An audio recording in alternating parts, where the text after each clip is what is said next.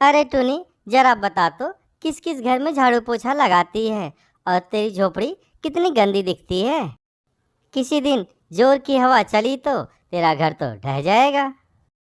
पिंकी की बातें सुनकर टूनी चिड़िया को बहुत बुरा लगता है और वो वहां से जाने लगती है। अरे अरे, जा कहाँ रही है? चल अच्छा यहीं बता दे, आज झाड़ू पोछा लगाने के कितने पैसे मिले हैं।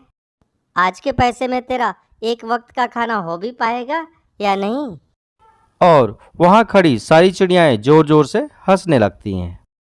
तभी टूनी की नज़र सुनीता पर जाती है। अरे काकी, आप फिर से यहाँ?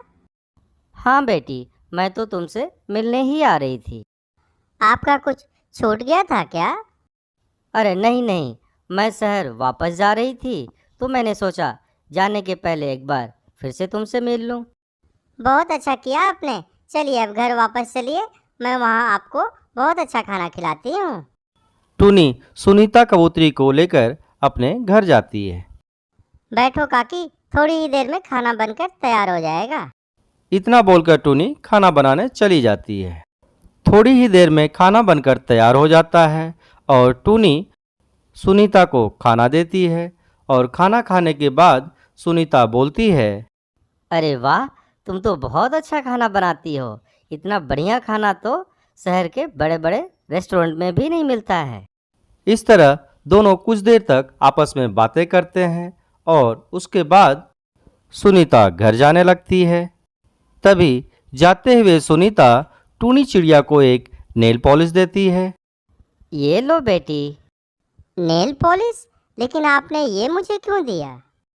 रख लो और मेरे जाने के बाद तुम इसे अपने घर के बाहर लगा देना और 3 दिन बाद इसका कमाल देखना। इससे भला क्या कमाल हो सकता है? ये तुम्हें कुछ दिनों बाद अपने आप पता चल जाएगा। अच्छा, अब मुझे देर हो रही है, अब मैं चलती हूँ।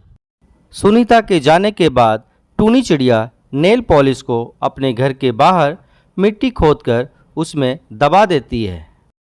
3 दिन बाद टूनी चिड़िया जैसे ही सुबह उठती है तो देखती है कि उसकी झोपड़ी एक बड़े से आलीशान महल में बदल गया है। अरे, ये कैसे हुआ? कहीं ये वही तो नहीं जिसके बारे में काकी बता रही थी कि ये जादुई नेल पॉलिश कमाल करेगा?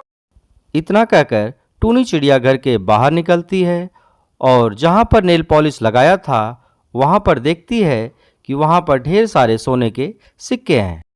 ये सब देखकर टूनी बहुत हैरान हो जाती है और कहती है, अरे, ये सब क्या हो रहा है? मुझे तो कुछ समझ ही नहीं आ रहा है। अच्छा, एक काम करती हूँ, मैं यहाँ से नेल पॉलिश को निकाल देती हूँ। उसके बाद टूनी नेल पॉलिश को मिट्टी के अंदर से निकाल देती है और उसे अपने घर के अंदर रख देती है।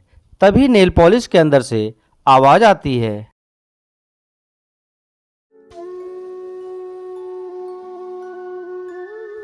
बहुत समय पहले नंदनवन जंगल में भूरी चिड़िया अपनी माँ टुनटुनी और पिता बंटी कबूतर के साथ रहा करती थी। भूरी चिड़िया के माता पिता उससे बहुत प्यार करते थे। एक दिन टुनटुनी चिड़िया बीमार पड़ जाती है और उसे अपने बेटी की चिंता सताने लगती है। ऐसे में एक दिन टुनटुनी चिड़िया बाहर बैठकर धूप सेक रही थी। तभी वो देखती है कि पड़ोस में रहने वाली लूसी चिड़िया की सौतेली माँ उसे धक्के देकर घर से बाहर निकाल देती है। ये सब देखकर टुनटुनी चिड़िया बहुत डर जाती है और वो सोचने लगती है, अगर मैं मर गई तो मेरी बेटी का क्या होगा? अगर बंटी कबूतर ने दूसरी शादी कर ली तो सौतेली माँ मेरी बेटी को इसी तरह घर से बाहर निकाल देगी। और शाम को जब बंटी कबूतर घर लौटता है तो टुनटुनी चिड़िया उससे कहती है, सुनो जी, अगर मैं मर गई तो आप दूसरी शादी मत करना, नहीं तो सौतेली माँ मेरी बेटी पर बहुत अत्याचार करेगी। ये सुनकर बंटी कबूतर उसे समझाते हुए कहता है, टुनटुनी चिड़िया, मरे तुम्हारे दुश्मन, तुम ये कैसी बातें कर रही हो? तुम्हें कुछ भी नहीं होगा, तुम बहुत जल्दी ही ठीक हो जाओगी। नहीं, तुम्हें आज मुझसे ये वादा करना ही होगा कि मेरे मरने के बाद तुम दूसरी शादी नहीं करोगे। टुनटुनी, मैं वादा करता हूँ कि मैं कोई दूसरी शादी नहीं करूँगा। कुछ दिन इसी तरह गुजर जाते हैं। टुनटुनी की हालत दिन पर दिन बिगड़ती जा रही थी और एक दिन वो मर जाती है। भूरी चिड़िया अपनी माँ से लिपटकर रोने लगती है।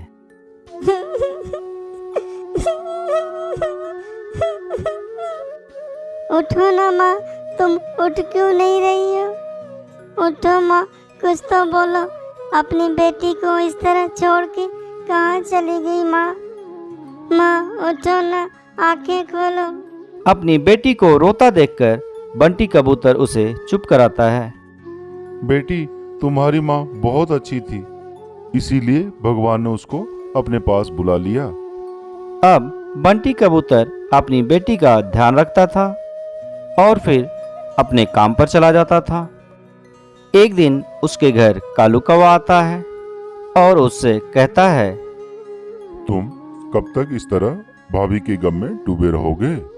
मेरी मानो तो तुम दूसरी शादी कर लो। भूरी अभी बहुत छोटी है, उसे माँ की जरूरत है। कालू कौवा बंटी कबूतर को बहुत समझाता है। ना चाहते हुए भी बंटी कबूतर कालू कौवे की बात मान लेता है और वो टूनी चिड़िया से शादी कर लेता है। टूनी चिड़िया शकल से बहुत भोली थी, पर वास्तव में वो बहुत निर्दयी थी।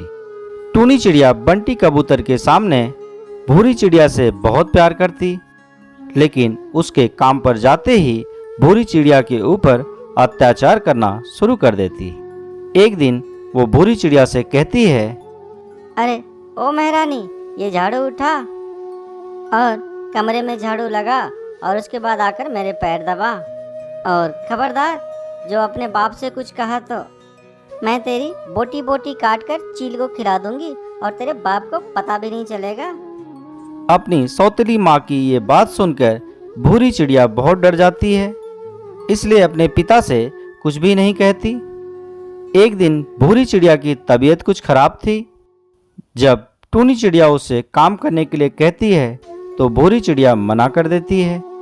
माँ, आज मेरी बहुत तबीयत खराब है, इसलिए मैं घर का काम नहीं कर पाऊंगी। मुझे बहुत कमजोरी महसूस हो रही है। आज आप घर का काम कर लीजिए।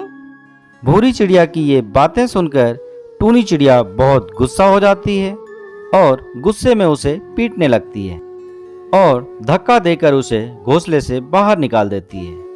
उसी समय बंटी कबूतर किसी काम से अपने घर वापस आ रहा था। जब टूनी चिड़िया की ये हरकत वो देखता है तो गुस्से से आग बबूला हो जाता है और टूनी चिड़िया से कहता है, टूनी चिड़िया, मैंने अपनी बेटी के लिए तुमसे शादी की थी। तुम मेरी बेटी के साथ बहुत बुरा बर्ताव करती हो। तुम अभी और इसी वक्त मेरे घोंसले से बाहर निकल जाओ। ये सुनकर टूनी चिड़िया बंटी कबूतर से माफी मांगने लगती है। बंटी, मुझे माफ़ कर दो, तुम्हारी बेटी बहुत ही ज़्यादा बदतमीज है। तुम जानते हो ना, मैं तुमसे और भूरी से कितना ज़्यादा प्यार करती हूँ। तुम ही बताओ, मैं क्या अपनी बेटी को नुकसान पहुँचा सकती हूँ क्या? बंटी कबूतर टूनी चिड़िया को माफ नहीं करता है और उसे अपने घोंसले से भगा देता है। उसके बाद बंटी कबूतर अपनी बेटी भूरी चिड़िया के साथ खुशी खुशी रहने लगता है।